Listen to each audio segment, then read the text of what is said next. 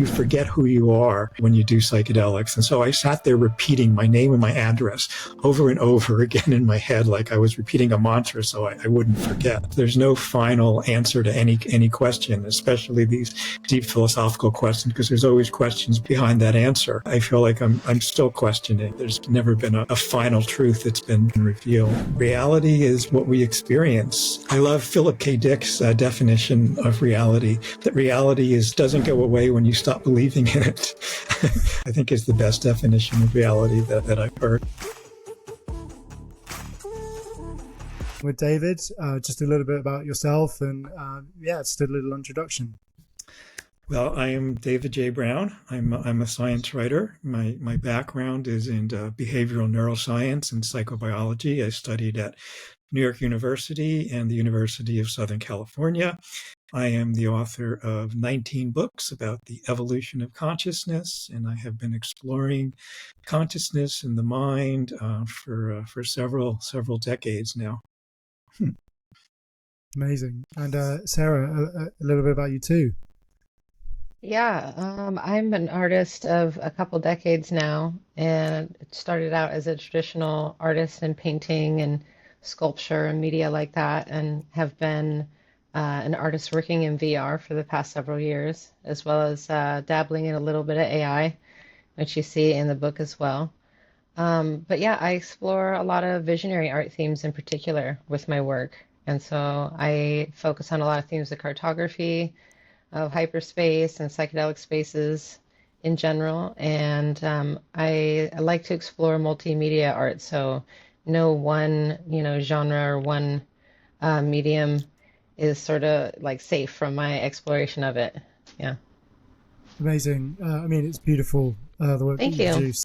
And I guess sort of starting, David, you've spent sort of decades exploring sort of the outer edges of human consciousness. And I suppose starting from the beginning, what sort of sparked that journey for you? What sparked the journey? It's really hard when I get asked that question to actually pinpoint, something that inspired me, because it seemed like my whole life I've been interested in consciousness and altered states of consciousness. As far back as I could remember, I was always interested in my dreams. I always had really good dream recall. I was interested in the occult. When I was a young teenager at the age of 14, I began meditating. I started practicing transcendental meditation. And shortly after practicing transcendental meditation, I discovered cannabis. And I started having, psychedelic experiences, from the cannabis and the meditation, really. And then when I was 16 years old, I had my first psychedelic experience with LSD. And then within a couple days after that, I had my first spontaneous lucid dream. So these have all, and since then I've been, very interested in the brain and neuroscience and psychobiology and studying, how this affects consciousness. And since then I've had hundreds of psychedelic experiences with peyote, magic mushrooms, DMT, ayahuasca, and other substances, and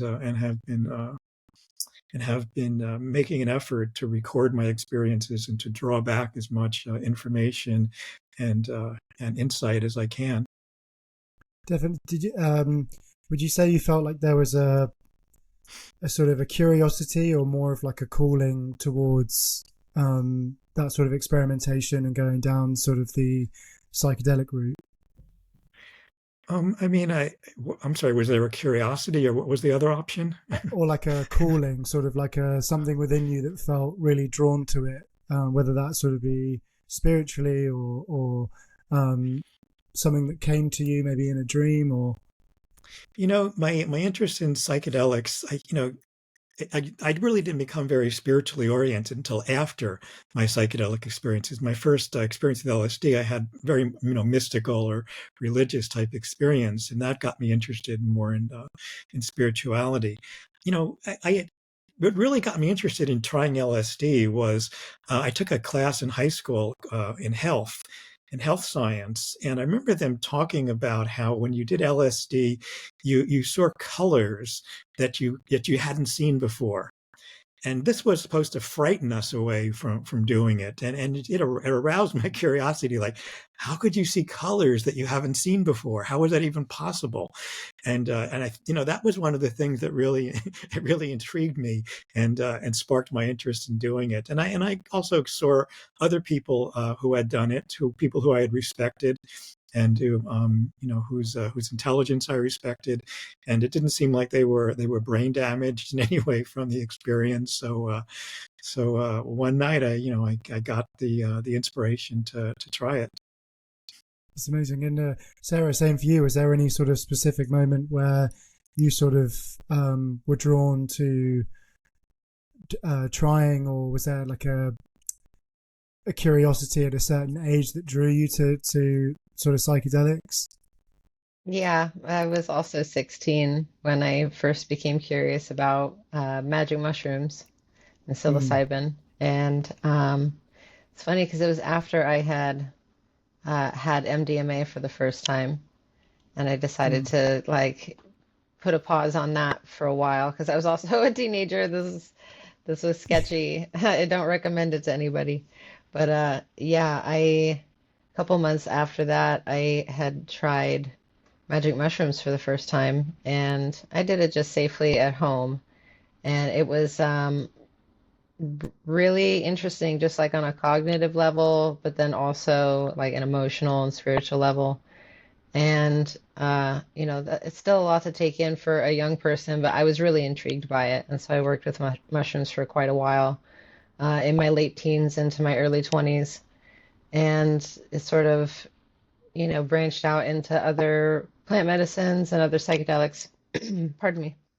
Hey guys, thank you so much for making it this far into the podcast. If you have any feedback, then please let us know, as we always want to make this podcast better. So hearing from you is always a pleasure. Please subscribe to all of our platforms, get involved at Triangle Theory. If you've got any comments, or if you want to share any topics that you think that me and Conrad would like to talk about, then please get involved. We'd love to hear from you. Thank you so much.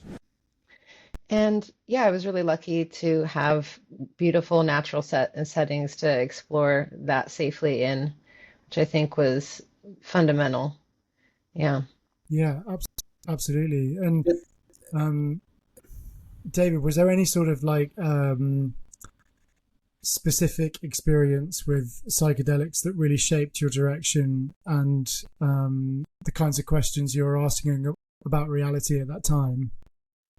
Well, my first experience with LSD, which I wasn't really expecting, was it was started out very frightening. I took it with a friend, and for the first couple hours, I didn't feel anything. And I almost thought it wasn't working. I took two purple microdots, which was actually a pretty substantial dose at the time.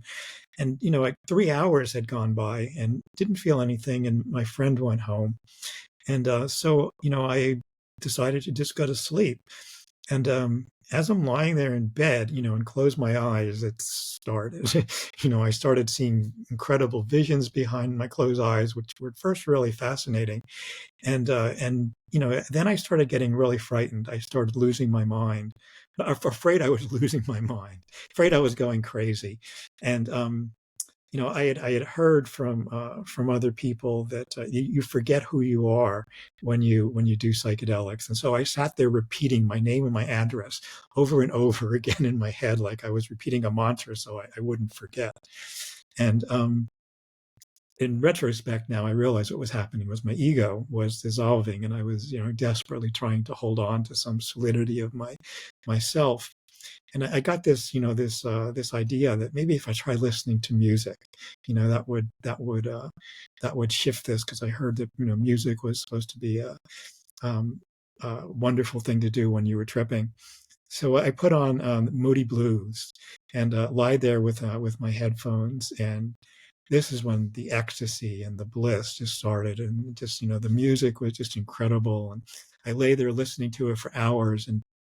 And then when the sun came up, I went out into the backyard and lied there looking up at the sky. And as I was looking at the sky, I found myself coming up with questions, philosophical questions about the nature of existence. What is God? What is reality? What happens after you die? And those kind of questions. And as they formed in my head, I was just getting instant answers, like the sky was just talking to me. And as I formed each question, the answer was just popping up one after another. And I just sat there in amazement as all these deep philosophical questions were being taught to me. And as a result of that experience, I started to become interested in spirituality. I started reading Ram Dass. I started reading Alan Watts and Aldous Huxley and people like that. And that that sort of became a really important turning point in my life.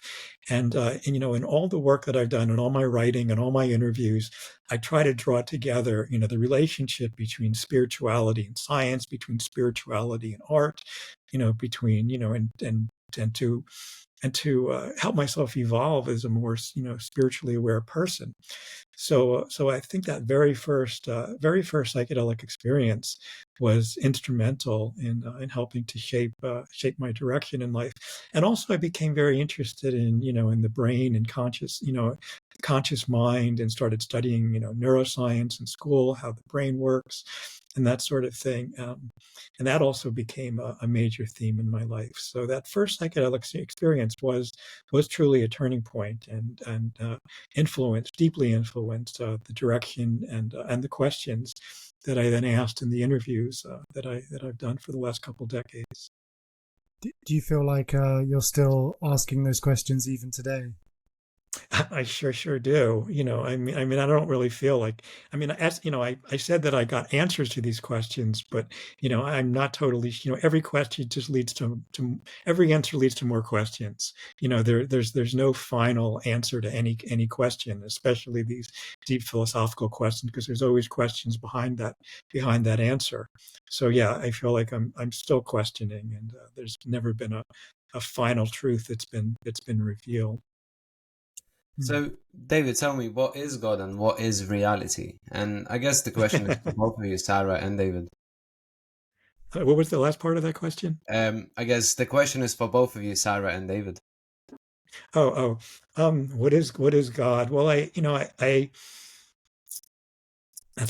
gosh, I wasn't prepared for that. Well, God is, I guess, I see it as the universal mind, the intelligence behind the universe. I think it has the essence of our own consciousness. That's also the essence of everyone's consciousness. That we all share this common intelligence, or this common mind, and it unifies everything and everyone. And I see the universe not as an inanimate place, but as a living, intelligent entity, an organism that's evolving, that we're part of. And I think that's what people mean by God. And when people talk about experiences with connecting with God, it's sometimes it's of an experience where you unify with it, where you become part of it, or sometimes it's something that you dialogue with. And this is reflected in, the two major types of religions that we see in the world. In the Eastern world, in Eastern philosophy and Eastern religion, it's really about, unifying, with Buddhism, with Hinduism, that, the Atman becomes the Brahman in Hinduism, that you're trying to unify with this universal consciousness. And in Western religion, it's all about, talking to God, dialoguing with God. So I think those are the two basic types of religious experiences. What is reality? Reality is what we, is what we experience. As when I love Philip K. Dick's definition of reality. That reality is that which doesn't go away when you stop believing in it. I think is the best definition of reality that I've heard. Beautiful. Sara, what is God and reality for you? Oh my And God. do you have these questions?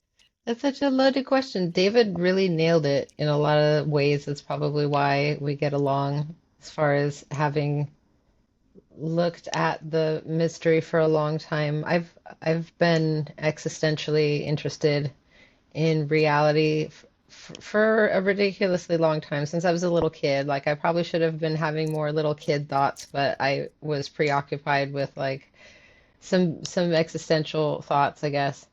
But that's also what, drove my interest in mythology and my interest in, just like what we call it, like fringe stuff, like UFOs and cryptozoology and just weird things. I sort of strived to directly experience magic in a way, because that for me was kind of like how I wanted to sort of like interface with whatever possible um, spiritual reality there was. I was like thirsty for that at a pretty young age. Um, but ideas of it as a universal mind really resonate with ways that I've understood it on all the different levels. I also have an interest in like Gnostic philosophy, so like I kind of wonder about simulation theory and framing it from a little bit of that perspective in terms of like what's the nature of the construct that we call the reality that persists when we stop believing in it, like this dimensional layer, and like what is the orientation of that, like when you look at it in context with some of the experiences that David and I are interested in particular, like psychedelic experiences, and like what does that mean for like a person's brain chemistry or subjective experience, when they interface with these plant medicines and have this spiritual experience, and even people who aren't spiritual, they're having like a really intense experience. There are going to be some folks who don't think that it is like an objective reality, but I just really like I used to think that I would get some kind of satisfaction out of pursuing the mystery, even if I didn't catch it. And then you just get to the point where you realize like you wouldn't change anything. You would still have pursued that much of the mystery, but you truly understand that like you're never gonna wrap your head around it completely. And so you just sort of make peace with that. And I think that's the part of the equation that people get afraid of when they think about really big concepts, whether it's, the universe or a universal mind or God or, spirituality's like vastness as a whole. I But believe yeah, there is, sorry for cutting you. I believe no, that go for it. people who are afraid of these, let's just say revelations, it's scary because it's very ego dissolving, and Yeah. it's always people that are afraid of that is always the big egos, and they're Hmm. not trying to be small on these experiences. I guess that's why it's so Hmm. frightening in a way. At least that's why I think. Yeah, and there's just so many layers to the mystery too. And so like you're always going to have at some level a beginner's mind, even if you've been experienced for a long time. And I think that that's like humbling but exciting at the same time. Absolutely, yeah. So, guys, I just wanted to touch quickly on your newest book, 25 DMT Entities. Is that right? It is. That's what we in our latest book, the Illustrated Field Guide to the DMT Entities. We explore 25 the most commonly reported entities that people experience on DMT. So, how did that book came into fruition, and what are the most common DMT entities? Well, Sara and I were inspired to do this book around 14 years ago, 12 or 14 years ago. Um, we were tripping together one day in the Santa Cruz Mountains, and it's we were thinking about how common it is that people report the same types of entities during their DMT experiences, and I was always very interested as a child in the Golden Guides, those little nature books that you would take with you when you were out in the wild and looking to identify different species in nature. And we thought, wouldn't it be wonderful to actually create a kind of field guide for cataloging and exploring these different types of entities that are so commonly reported, and and so Sarah's a brilliant artist, and I thought she could, she could illustrate them, and I could write the descriptions. And we sort of sat on this idea for, for the past, the past 12 or so years. And during this time, at that time, DMT was a pretty obscure drug. I mean, really, most people didn't know what it was. Rick Strassman had done his studies, earlier, but it was still something that only people who were, sophisticated in their psychedelic understanding really knew about. And and since then, it has become just insanely popular. I mean, partially thanks, I guess, maybe to Terence McKenna's tapes being played so often, and Joe Rogan, talking about it on his podcast, and now the internet is just kind of overflowing with trip reports and entity contact experiences. And we really thought, now is the time, to do this. So we embarked on this project a couple of years ago, and been working on it, and finally brought it to fruition. In terms of what are some of the most common entities that people experience, some of them, kind of overlap with the alien abduction phenomena and fairy sightings of the past, and UFO contactees like the Greys, or the reptilians, or octopus-like entities. The most probably the quintessential entity that people experience is what Terence McKenna called the self-transforming machine elves. These munchkin-like entities that can transform themselves and have this mischievous quality to them. Other entities are, the people experience different mythological and religious deities, Hindu deities, Egyptian deities, and from some people experience Jesus and the Virgin Mary and angels. Some people experience demons. What are some of the others? What am I forgetting, Sara? What are some of the other entities? We've covered most of them. There's bodiless beings of light, Yes, just like ethereal presences, kind of. Theranthropes, which are sort of what you'd see in Egyptian mythology with these animal-human hybrids, where they have the animal heads. And like fairies and gnomes. Yeah, they're very much like a spectrum too. Like so many of them are sort of similar or adjacent to one another that it could be up for perspective, like what category one might put them in. But some are just really clear cut and visceral, and they're like, it was definitely this. Yeah, the blue people as well. Oh yeah. Oh, the blue beings. One of the biggest ones I'm forgetting are the jesters, the clowns, Mm-hmm. which I know Sara experienced on her first journey. Mm-hmm. So I'm just curious: is it that different DMT entities teaches you different things, or how do you just separate them by the looks, or based on what they teach you or tells you? Well, we primarily catalog them by their physical appearance, but they do have certain characteristics. The reptilians, for example, are rare. And the praying mantis entities are usually not reported as being the kindest of the entities. Certainly, people don't have very positive experiences with the demons either, but people experience angels and beings of light that have more positive messages. The elves, the machine elves, tend to be more mischievous in their behavior and their interactions with us. But they all seem to have messages that come that they try to bestow upon us. The ayahuasca spirit, for example, and the mushroom entities, usually try to teach us about ecological awareness, how we should be treating the planet with greater respect. And sometimes the messages are of a more personal nature, that they are to do with the person's own life, and other times they're more of a universal nature to deal with humanity in general.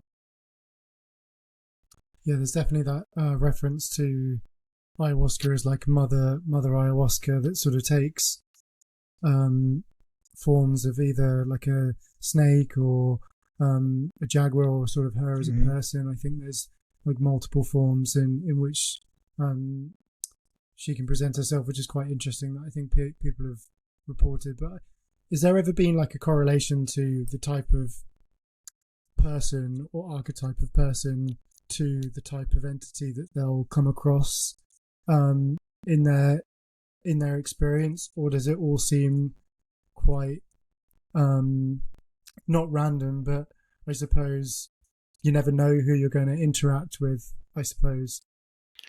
Well, I don't think you ever really know. I think that, I mean, I've a lot of people wonder how much expectation plays a role in this, whether Terence McKenna's talks have influenced people seeing the self-transforming machine elves, whether your religious background, plays a role, whether you see Jesus, the Virgin Mary, or, or a Hindu deity. But, it's not always the case, because there are people from, who don't even know who Kali is, or don't even know who Ganesh is, and they have this experience with, with these type of deities. And then, weeks later, they're thumbing through a book on, on Hinduism, and they're like, Ganesh, that's the elephant deity that I saw in my, that I encountered in my visions. So it seems like expectation isn't always the rule. But and also I guess people who have have hardened egos maybe have a hard time in general with psychedelic experiences, and maybe or somebody who's feeling guilty about doing it may be more prone to seeing a demonic type entity. And and sometimes, the entities are very transformative. I mean, it's also common in the alien abduction phenomena, where people, during kind of spiritual, breakdown and breakthrough experiences, see, the entities that they're encountering as being kind of demonic and controlling, and as they kind of spiritually evolve, the entities become more angelic, and goodwill. So I think it's kind of a mix of, of expectations maybe, and the type of person, and, and an aspect, and factors that we really can't define and pinpoint very well. In probably in a few months, I'm going to take a trip to Peru, and my goal is to do ayahuasca retreat there. But while I was reading the comments on just ayahuasca trips in general, a lot of people said that you have to be careful where you do that, because some of the shamans can take you in the wrong area, wrong spot, and you're going to meet those demonic entities, which can cause psychosis and a bunch of other difficult stuff to go through afterwards.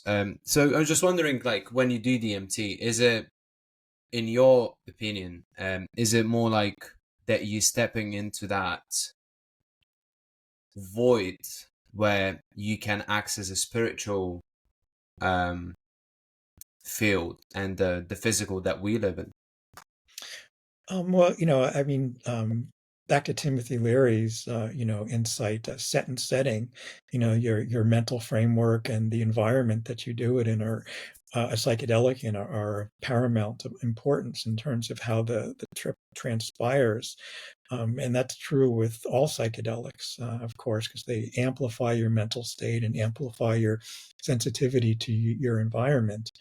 The thing about DMT that kind of differentiates it from other psychedelics is that, when you do a high enough dose of DMT, and when you do ayahuasca, you are doing DMT, but you sort of keep, one foot in this world and one foot in the, hyperspace.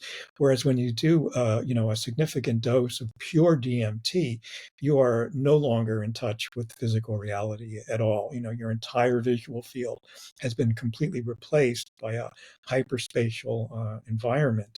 And so the environment that you're in, and you're no longer in, but surely, the environment that you were in prior to going there, and who's supporting you, I think plays an absolutely essential role. And I think that, that those comments you read are really very insightful, and it's important that you do this type of an ayahuasca experience with a shaman who is honorable and respectful, and and that you can trust implicitly, because you're going to be extremely vulnerable during that experience, as vulnerable as a baby. And it's important that you be with someone that you have absolutely, that you can trust your life with, basically. Hey guys, your feedback is very important. And no, this is not an advertisement. Actually, what I'm asking from you is to leave a comment below what you liked, and most importantly, what you disliked about this episode, because we can improve on the next episodes and we can make a better content for you to listen. Give us also a topics you'd like to us talking about, and we can prepare, do your research, and talk about it on the next episodes. Thank you. Yeah, I think there's definitely that sort of opening up of the inner heart, where like coming across the wrong entity can have its effects, or even people within your circle that might have an agenda. It's also being careful there. Just from sort of tipping on the sort of idea of consciousness and reality, and entering a different, I suppose, dimension or realm, so to speak, whether that be spiritual realm or when we sort of step into those alternate dimensions. How would you, or what's your theory on sort of where you would class that? Is that sort of entering a fourth dimensional plane, a fifth dimensional plane, or sort of taking DMT or ayahuasca? It's sort of, we're no longer on this third dimensional reality, so where in which does our consciousness go? Yeah, Sara and I were just discussing yesterday the different places that you go on the DMT. I mean, most DMT voyagers define the space as what they call hyperspace, which is a space with more than 3 dimensions. For example, once you enter, when you do a significant dose of DMT, there's sort of a threshold that you feel like you passed through, like a membrane that you kind of burst through, and you're suddenly in this new space. And once you're in this new space, you can see, at least I could see in 360 degrees at once, in every direction at once, and when you see objects, you can see sort of all sides of an object at once, which kind of implies that there's kind of a 4-dimensional or 5-dimensional or multi-dimensional, something greater than 3 dimensions in these spaces. Where it exists, where is it? I mean, your guess is as good as mine. Physics does, string theory in physics, does hypothesize that there are, higher dimensions, and maybe there's some kind of higher dimensional framework that consciousness can evolve in, that life forms can evolve in, that we can't normally access. I think it's what people have referred to in the past as the land of the fairies, where people were kidnapped by fairies, where they felt like they were brought to. But people, the place that the very first DMT experience I was, transported to seemed like I was inside of a laboratory of some kind. There was, it was very technological. There was, seemed like there were machines everywhere. There was this weird tubular machine that it seemed like, elves were diving into. And at the time, my first experience, I felt like there was a praying mantis type being that was fine-tuning, operating, or adjusting something in my brain, or experimenting on me in some kind of way. And it's not uncommon for people to feel themselves in a laboratory type setting. Some people feel like they're in kind of almost like a playpen, that they're like a child in some kind of new reality. Some people feel like they're in spaceships or jungles. It's hard to say, where people are transported to. Is it simply a projection of your own mind? Is it or is it, an objectively standing, reality that exists, independent of us, and that we can travel to? I mean, these are huge mysteries that nobody really knows the answer to, and why I'm so excited about the the extended state DMT research that they're doing at Imperial College in London and elsewhere, to send people, in for extended amounts of time so that we can really explore this and see if we can get better answers to those mysterious questions. If you would have to give a guess, both of you, Sara and David, like what is DMT in terms of, is it a tool to communicate with other realm, to communicate with other entities, other planet entities? What is it? What would you say? We want to go first, Sara, since I've been. Sure. I think that, it being so present in the environment is a hint that it's some kind of, modulating biochemical for the greater system. I don't know how much of that is like an aperture on consciousness or not. But that hypothesis seems to make sense to me when I look at it just anecdotally. But in terms of the kinds of states that it seems to have an impact on, and like what that would have anything to do with evolution, like why is there this particular, phenomenon or quirk about it? Thinking about psilocybin and how it originally evolved to scramble insect brains, but how it works different on mammalian systems for different reasons. But and then just like the question that leaves, like, okay, so if that's what the intended mechanism was, at least for psilocybin, and DMT being somewhat related to that, but also present in like grass and animals and our own brains, pardon me. I think that it might just have like a very subtle, hard to test mechanism, because people have been kind of pursuing this for a while, like where is it produced in the brain, and what kind of function would it have in the body, as well as like what kind of concentrations is it doing its job at? We don't even know. But in terms of, just like, I would say anecdotal kind of lore around DMT and around sleeping and, dream time and lucidity and hypnagogia and just this whole like adjacent layer of like people's experiences with consciousness and going places and having experiences elsewhere. I think that those aspects are connected on some level. I don't necessarily like claim to understand the mechanism of how that is, but that's sort of what my personal intuition tells me after my own many years of experience with psychedelics of different kinds, but also lucid dreaming and just consciousness in general. Yeah, I think that there's definitely some kind of spiritual layer to consciousness that interfaces with this dimension in different ways, and certain things like kind of open up that aperture.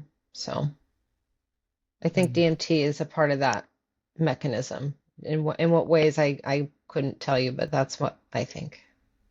Do you guys? Yeah. Let me just add to that a little bit. What DMT is such an incredible mystery. As Sara mentioned, it's ubiquitous throughout nature. It's found in almost every single animal and plant. And no biochemist can tell you what function it serves. Nobody knows what it does in the body. It's in the human body. It's in almost every single animal.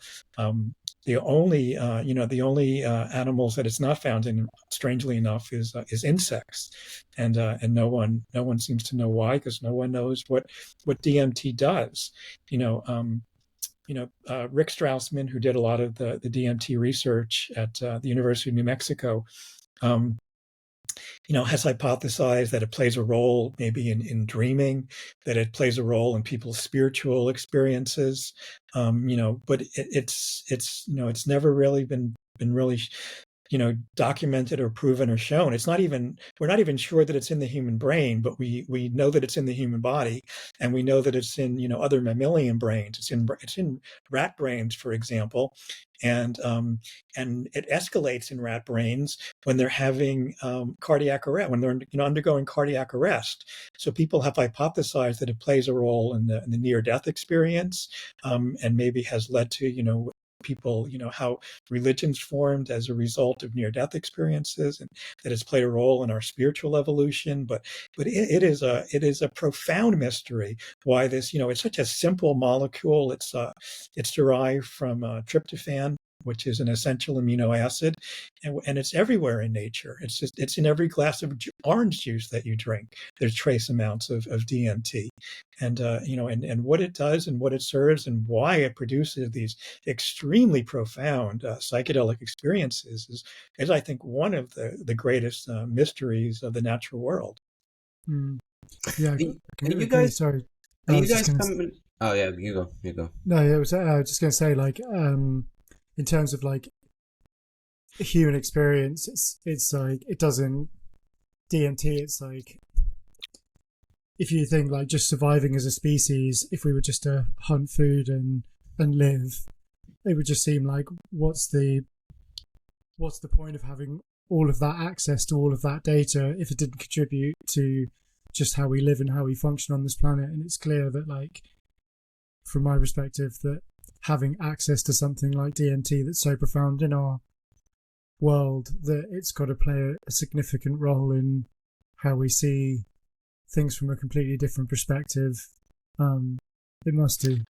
Yeah, I think it's there for a reason. I mean, I think I think I think that higher intelligence, the universal mind, God, the goddess, I think that it's planted everywhere in nature as kind of a wink, wink, like there's a secret to this. This is like the open secret. It's everywhere, and it reveals, the secrets of nature to you. So I think that it's no accident that it's everywhere, but but we're still unraveling, what the mystery is. I just wanted to ask: are you guys familiar with Danny Gola, who done DMT laser experiment? Yes, yeah, I'm familiar with it.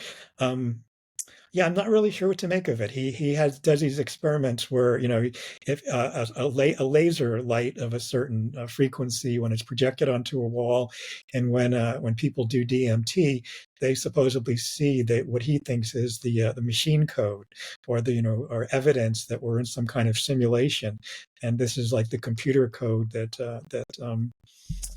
is creating the reality that we're in. I think it's fascinating. I think it's really interesting. I know that Andrew Gallimore, the DMT researcher in Japan, is a bit skeptical of it. I mean, I think maybe if you look at anything closely when you're on DMT, you can see what looks like archaic symbols, or some kind of strange hieroglyphic type language. It's these. People have certainly reported secret languages on their DMT experiences, without looking at this laser light. So what it is, I don't know, but I'm certainly intrigued by his work and his experiences, and I'm certainly very curious to hear more about them. Yeah, just guys, I'm gonna have to stop this for a second because I think Rupert can't record it, so I'm gonna stop and just restart quickly, okay? Okay. Okay, so guys, just wanted to circle back to the evolution part of the stuff that we were talking. So you mentioned that psychedelics could be a tool for evolution. How do you mean by that? A tool for evolution. Well, I see psychedelics as activating I first of all, I have a teleological view of evolution. I think that there's an aim or a goal or a direction to evolution. I don't think it's a random chance like many Darwinian evolutionary biologists would lead us to believe. I think there's a direction to us, and I think that there's an intelligence behind evolution. I think that both creationists and evolutionary biologists have one piece to the puzzle, and together it creates a better view of what's really going on. And I think that part of what this direction of evolution is guiding us towards greater spirituality, greater connection to nature. And I think that what psychedelics do is they activate future circuits in our brains that are parts of our brain that were designed by the intelligence in the natural world to sort of manifest or come to fruition in our future evolution. And that when psychedelics activate these aspects of ourselves, certain people become what I would call evolutionary agents, and they help to bring these future states of evolution into being. What about your thoughts on that, Sara? That's definitely been my own personal experience. It's really powerful because it's so personal, and it really does sort of tailor itself to each individual person's history and their background, and really does have an opening to a sort of like renaissance in how you see yourself and live your life, and it is kind of, without sounding cliche, it is kind of an awakening if you want it to be, and it does invite people into a sort of a deeper presence with their everyday life, of course, upon proper integration and that sort of thing. But in general, it seems as though that it is kind of like this, even if it was just a quirk evolutionarily, the fact that it does have the effect of opening people up to, remapping their neural nets, and, sort of like reevaluating their life, throughout various chapters and that sort of thing. It it is what it has become for us, so even if it is just a random quirk, like, it has become something that could be a kind of spiritual technology. And to what end, those things are real is kind of like asking if somebody thinks that they're a powerful dream that might have really deeply impacted their life, if that is any less real of an impact because it was a dream.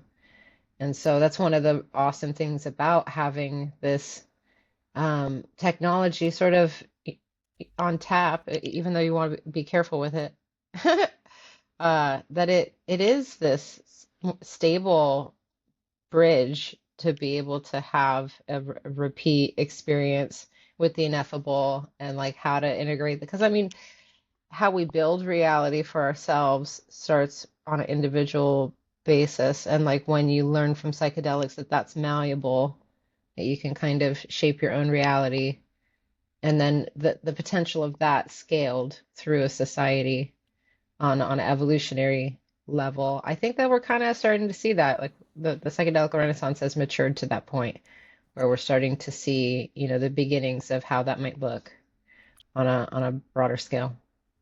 Just touching on the evolution, what do you guys think about Stoned Ape Theory? Yeah, I love Terence McKenna's ideas. I would, if when I would try to describe the Stoned Ape Theory to someone, most people would think I was crazy. But you listen to Terence, describe it, and it totally makes sense. You know, um, whether magic mushrooms played a role in the development of the human brain, and the development of language. I don't know that there's a whole lot of strong evidence for that, but I certainly think it's an intriguing and mind expanding theory. as all of Terence's ideas are. Um, I I think there is actually some, there is some evidence that, that around 40,000 years ago, that there was suddenly an incredible expansion of human culture that's hard to pinpoint as to what the factor was that brought that in. Um, and maybe it was, magic mushrooms, and maybe magic mushrooms played a role in our earlier evolution in terms of the development of language. But, I don't know that there's a whole lot of hard scientific evidence for that. But I think it's intriguing, and it's certainly fun. It's certainly, as all of Terence's wonderful, wonderful ideas are. And hearing him describe them certainly makes a whole lot more sense than anyone else trying to describe them, I think. Just touching. What do you guys think? What do you guys think about it? Yeah, Conrad, do you want to shoot first? Yeah, I can go first. So, initially, I've heard about Stoned Ape Theory not from Terence McKenna. I've heard it from Joe Rogan, but I mean, they probably spoke about it, so that's why I've heard from Joe Rogan. But like yourself, David, I feel like it's very compelling that at one point of time, human brain just doubled in size for some reason, and you can argue that it's psychedelic mushrooms, or you can argue that they started to eat certain meats, or start cooking meat and start eating that way. So yeah, it's very fascinating and very, very interesting, and I do believe that psychedelics has some sort of an impact, because I see it from my perspective. Like when I did it for the first time, it definitely opened. So my friend and I, we both sometimes discuss that certain scenarios in your life, certain situations, completely changes the trajectory of your life. And I feel like doing psychedelic mushrooms for the first time did that for me. It completely changed the trajectory of where I'm heading and what I'm understanding and what I see and how I perceive this reality that we live in. So I don't see why it couldn't do the same for a being 2 million years ago, where it was on the verge of gaining a human type consciousness, and then psychedelics just made that a lot faster. Mm-hmm. Yeah, a catalyst of sorts. Yep. Yeah. Mm-hmm. Definitely. Yeah, I think psychedelics, in terms of like the evolution of humans, has been so. I think it's been a lot more cohesive than we feel. Like, even if you look at sort of civilizations that have come and gone, or if you look at ancient architecture and looking at the Amazon and sort of cultures there that have been using psychedelics and ayahuasca to talk to ancestors, or to look at the stars and the way in which our planet rotates and orbits around the stars. I think it's all played such a key role in how we interpret ourselves. And I think from an evolutionary standpoint, I don't think that we'd be here if it wasn't here.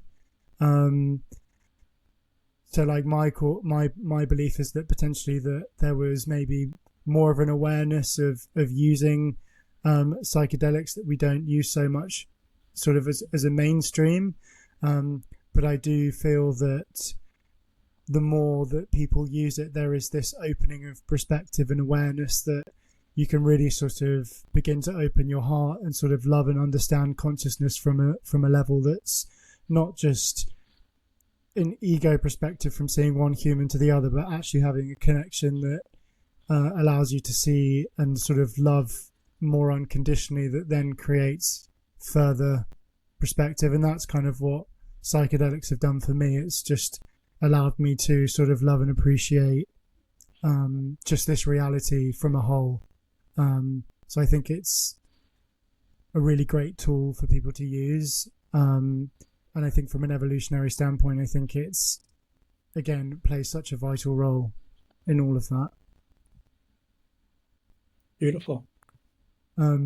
Touching on sort of David, like...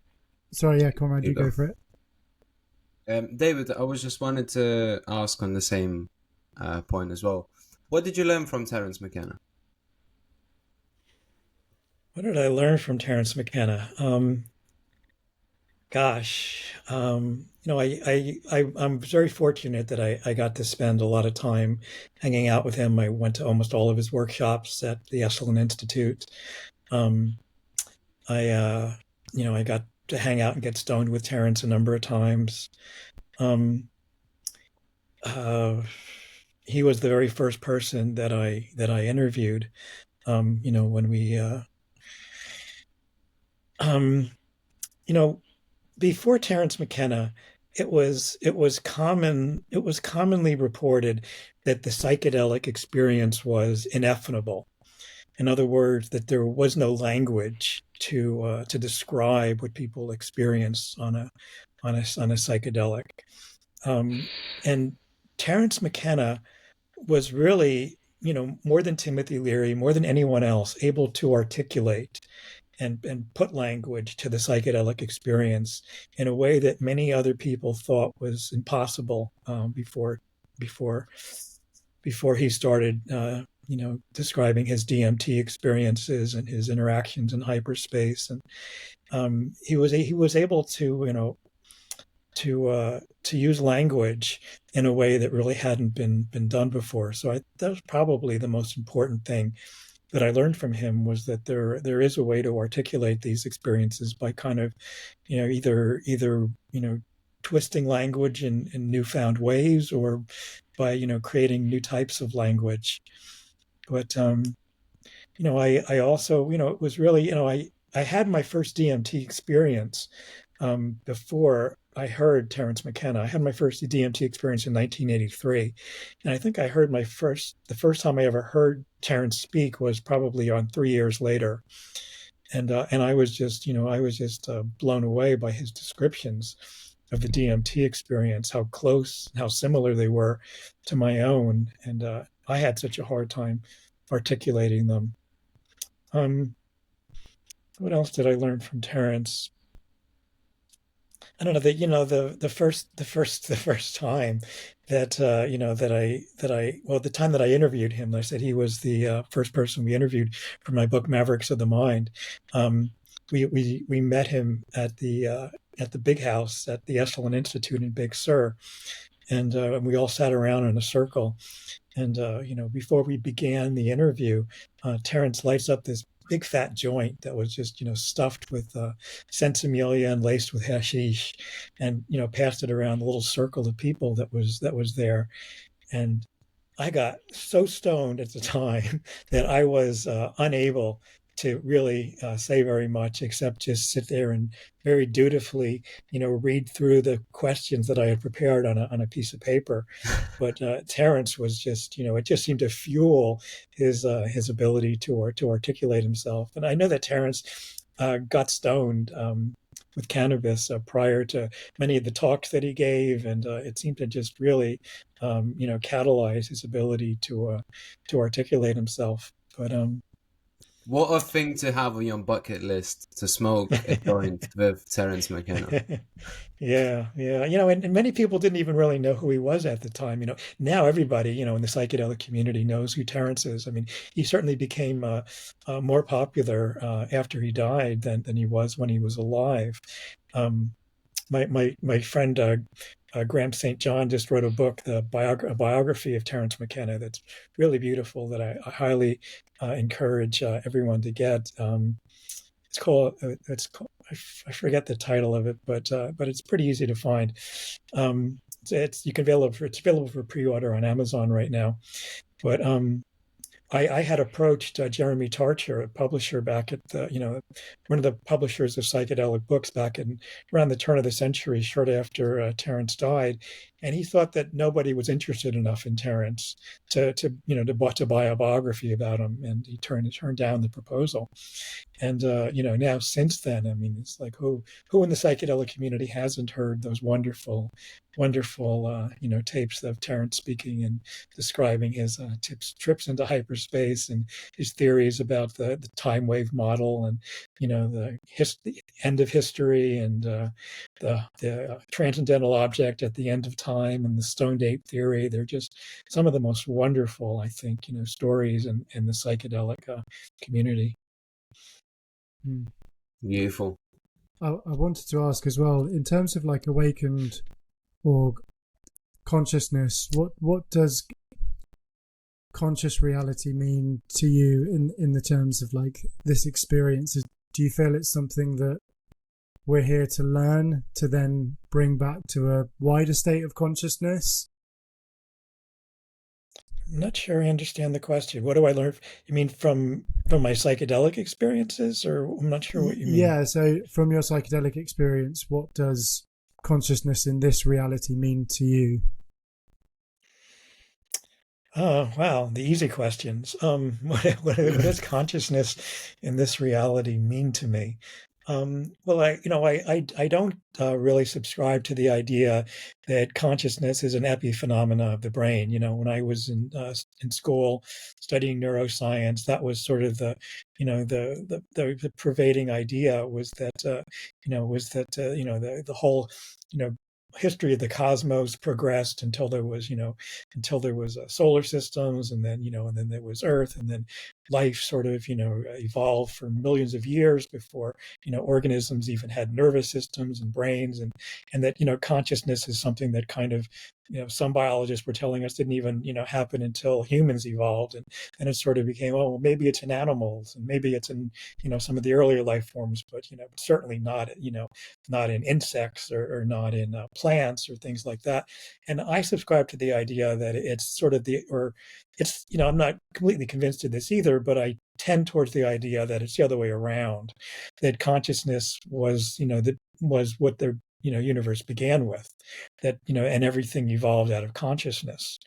So I don't see it as something that as an end result of the evolutionary process, but rather as as the universal ground of being, that it's what everything else, the whole material world evolved out of consciousness. In other words, I don't think that consciousness evolved out of the brain. I think that the brain evolved out of consciousness. I think that that my mind is bigger than my brain, and my brain is inside of my mind, and I think that's true for the entire universe. So I'm not sure if that answers your question, but that's my feeling about it, and I think that the whole evolution of the universe is about the evolution of consciousness. I think that's what it's all about. It's not just some accidental phenomena that just happened to occur on this weird little planet, and here we are. I think that this has been what it's been all about all along. Is it almost like we're a conscious experience of the universe trying to experiencing itself in a way? Yeah. I agree with that idea. Yeah, that's what we are. Is we are the universe experiencing itself. From your experience in sort of psychedelics and DMT, do you feel that there is a necessity for society to try psychedelics? I'm sorry, I missed a word in there. A what for society to try like psychedelics? A necessity. So do you yeah, I do, and I'll explain why. We're in an ecological crisis right now. The climate crisis. That the planet's heating up due to CO2 levels in the atmosphere, and I don't think that we really have that much longer. Most species on this planet have gone extinct, and I think that we're in the midst of a mass extinction right now, and that because of the ecological crisis, because of the carelessness of human beings and the way they pollute and the disrespect that we've had for the environment, is going to lead to our own extinction. And I don't know of anything besides a psychedelic experience that turns someone around overnight, like Scrooge in the Christmas Carol, where you suddenly realize that you are part of the environment, you're not separate from it, that that what you do to the environment, you're doing to yourself.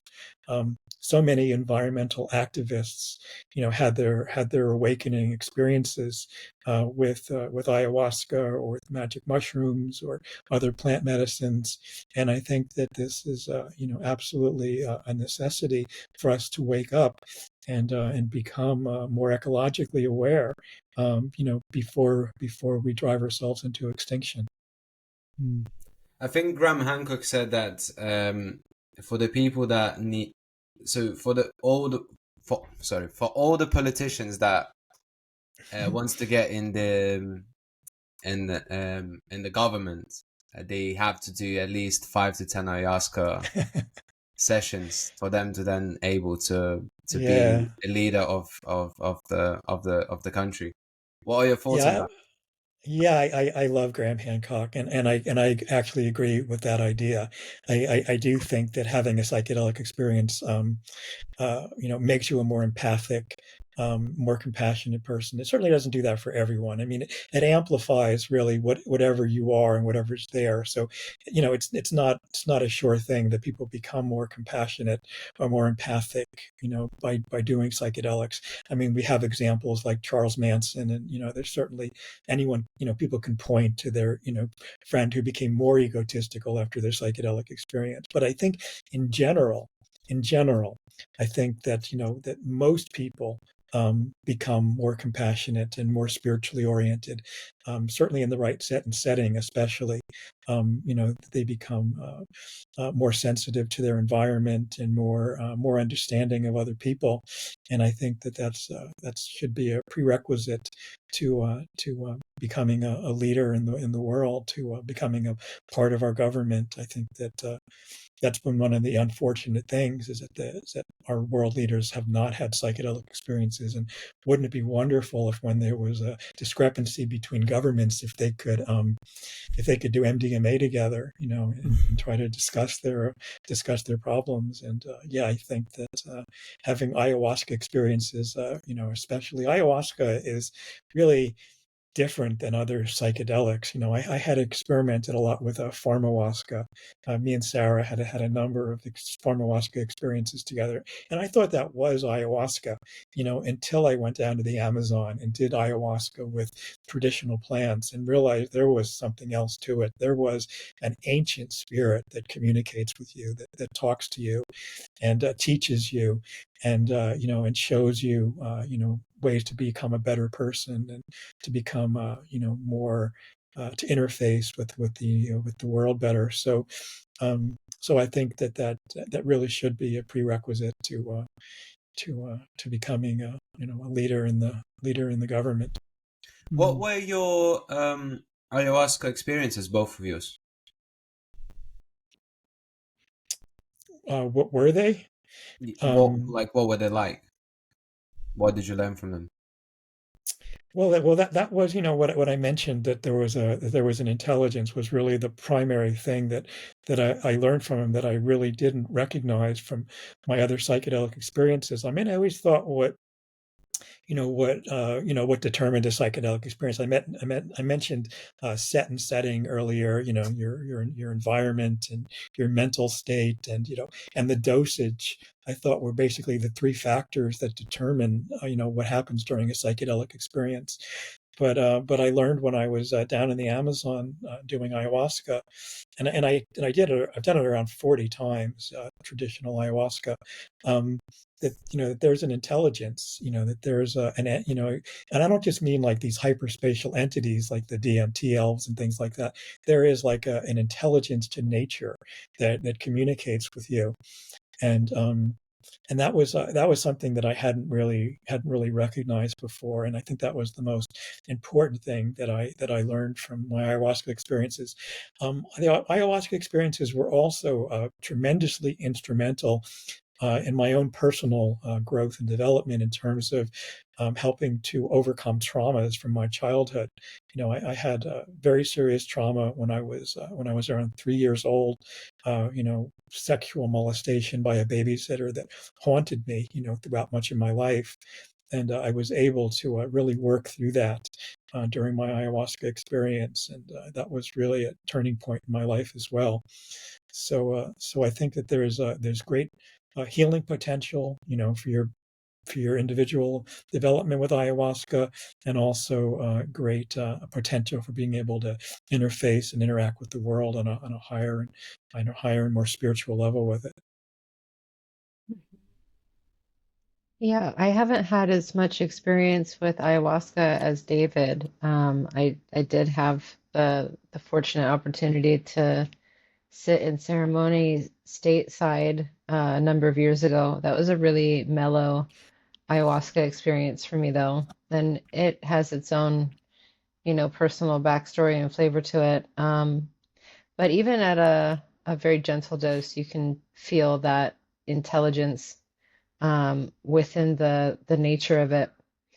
But I did have very powerful pharmaceutical experiences on two occasions for pretty long periods of time. I think each journey was close to, I think the longest one was about 5 hours, and I had another one that was like a little too powerful, so I kind of put the brakes on it, and that was probably about an hour and a half or so.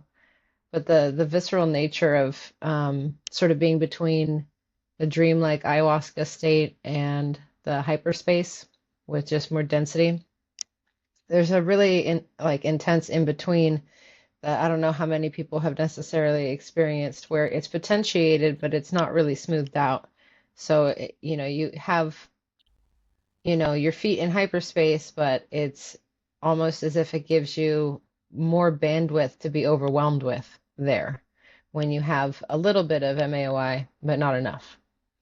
And so there's definitely like a really broad spectrum of that intelligence, because there's animal spirits and this whole elaborate interweaving of the biosphere and all the different species within it, and just the sort of understanding that like you're part of this greater organism. Those are all things that I experienced with my longer form ayahuasca trip that definitely seemed to be of the same kind of character and nature as a traditional ayahuasca experience, but it's just sort of tempered in a different way experientially. And in general, it's very obviously like divorced from the plant matter components of it, and so there's a different feeling to the container and the ritual that you undertake to ingest it and that sort of thing. But yeah, for me, my ayahuasca experiences were sort of about witnessing the mystery and just sort of being present with like what was beyond the veil. At the time, I didn't have any particular things that I needed healing. But you definitely find yourself in the presence of like a very powerful, ancient goddess-like energy, that weaves itself throughout all of life. And that's incredibly profound in and of itself. And it does change you when you witness something like that. And the hyper reality of it is also something that you don't shake easily. Like it changes how you have to look at the universe in general when you're faced with something like that, hyper real and mystical at the same time. Yeah. Thank you. Thank you. Well, guys, where can people find more about what you do and just find more about what you do? Yeah, that's what I wanted to ask. Well, this is our book, the book that me and Sara and I did, the Illustrated Field Guide to the DMT Entities. It's available on Amazon, Barnes & Noble, and the Inner Traditions website, and pretty much your favorite bookseller. If you're interested in the entities and the DMT experiences that we were discussing, I highly recommend our book. People who are interested in interacting with me can find me on Facebook. I'm easy to find on Facebook and Instagram. My website is www.davidjbrown, all one word, Jay, my middle name is fully spelled out in that. And you can find many of my interviews are archived on my website. And yeah, that's the best way to find out more. Sweet. Yeah, I'm also on Instagram primarily, but I'm also on YouTube and Substack. And you can find me under my handle dreamseed_VR. My YouTube goes into a little bit of philosophy and psychedelics and sci-fi, and a little bit of VR as well. And my Substack also explores those same themes, but just in more of like a written out long form. Thank you so much, guys. That was a pleasure. That was a really Thank you, pleasure. gentlemen. Thank you. Likewise. It's been a lot of fun. Let's do it again sometime. I would love that. Thank you guys so much.